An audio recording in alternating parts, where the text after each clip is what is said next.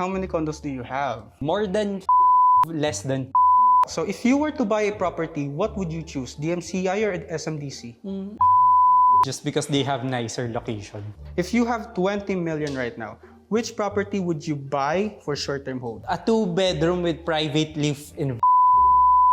What's your top 3 property for flipping and why? I would say because of its low price points, because of its current payment scheme, because of the location.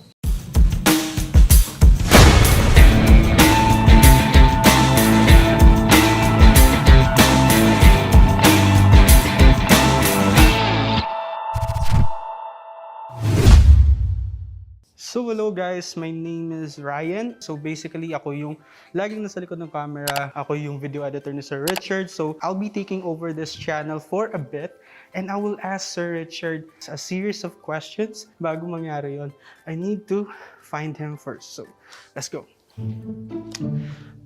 Okay. No, it's not here as well. Not there. Okay. So, uy, Sir Richard. Hey, so, hi. Hi, hello po. So, I'm very excited for this one. So, yeah, are you ready for 73 questions for today? Okay, let's get on with it. So, okay, so number 1, who are you?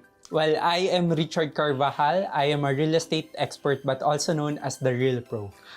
What do you do? Well, I am a real estate broker, real estate investor, and a real estate dealer. How long have you been doing real estate? 11 fun years. How old are you? I am 30 years young. Oh my God, that's really interesting. So, where did you study and what was your college course? I studied in Enderun colleges with a degree in international management, very far from real estate. So, what are you most passionate about? I'm passionate about real estate in general, financial literacy, PropTech, which is property technology, and FinTech, which is financial technology. Where are you currently working? Currently, I work in IQI Global, which is an international company. We have offices around the world, around 32 offices. And what is your position?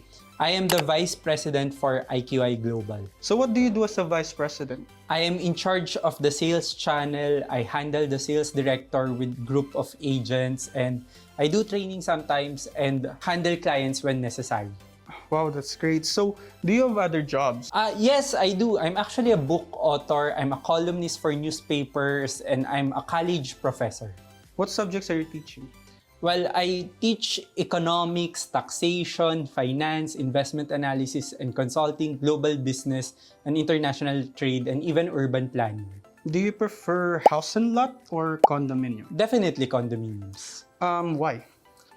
Just because it's easier to manage, you can make a lot of money, plus the view is to die for. So, how many condos do you have? I don't want to answer that specific question, but let's put it this way. More than 5, less than 12. Wow, okay, that's so many. So, Yes. Are they pre-selling or RFO? I would say 25% are ready for occupancy and 75% pre-selling properties. Where are they located? Mostly around Metro Manila, but I don't have any investments in Makati and Quezon City. So, okay, this one is really interesting. What's the smallest unit that you have and what's the biggest unit that you have? The smallest unit that I have is a studio unit around 23 square meter, and the biggest unit that I have is a 2-bedroom with 105 square meter. So, what is your motto in real estate investing? You can never be too greedy. Do you want to get some drinks? Yes, sure. So, if you were to buy a property, what would you choose? DMCI or SMDC? SMDC, just because they have nicer location. Ayala Land or Mega World? Ayala Land. Robinson's Land or Federal Land? Federal Land. Rockwell Land or Shangri-La Properties? Shangri-La, of course. Greenfield Development or Vista Land? Definitely Greenfield. Do you think prices would go up or down? Up. Why? Just because I think our price are still competitive. If you compare it with Hong Kong or Singapore, their condominium prices are triple. I know what you're thinking. You might say they are first world countries, but even if you compare it in India, our condominium prices are much, much cheaper. How long do you think before we reach the bubble? Probably about 12 years, no? Not in the near future, thanks to the pandemic. Would have been soon if not for the pandemic. What is your real estate advice to current investors? Do not panic. Best investing strategy right now. Definitely short-term hold. If you have 20 million right now, which property would you buy for short-term hold? Probably a 2-bedroom with private live in Velaris residences. Why? Because I'll be able to afford the down payment, and Velaris is a really good property for short-term hold. Years after the turnover, the development would be complete and people would definitely want to live in that area. Okay, that's very interesting. So what's the most important thing to remember when buying rental properties? Price and yields. What's the maximum price you'll pay for a studio unit? Around 8 million if it's a big cut. How about for a one-bedroom unit? Between 16 to 20 million with parking. For a two-bedroom unit? 2-bedroom unit, that would be around 25 to 30 million pesos. Do you think parking slots are important? I would say depending on the location, but I would always require parking slots if your unit is 2-bedroom or bigger. Would you rather invest in Makati or BGC? Makati. Would you live in BGC or Makati? BGC. Would you rather live in BGC or Ortigas? Ortigas, definitely. Okay, so Ortigas. So would you choose Park Links or Capital Commons? As of now, Capital Commons. So this one is very intriguing. So who do you think is the best township developer? Mega World, because of their original concept of live, work, and play. Do you earn more as a broker or from flipping properties? I would say 50-50 because you get more transaction as a broker, but the quality of income from flipping property is amazing. As of September 2021, what's your top 3 property for flipping and why? I knew you would ask that question, but okay. Top 3 properties, I would say Sync because of its low price points. Second is Empress because of its current payment scheme. And third is Grand Vidori Ortigas because of the location. So what are the 3 important things to remember when flipping properties? 3 important things to remember that would be pricing, timing, and market viability. So what's the secret to successful flipping? There's no secret. It's all about strategic planning. Do you have an upcoming seminar training? Yes, I have. What is it about? Well, for September 24, that is Module 1. It's about real estate investing, the basics of real estate investing, what you need to know to analyze real estate investments. And for Module 2, which is the advanced module that's happening on October 8, it's about real estate finance and the necessary financial skills you need to learn to make money out of real estate properties. What will we earn or get by attending this seminar?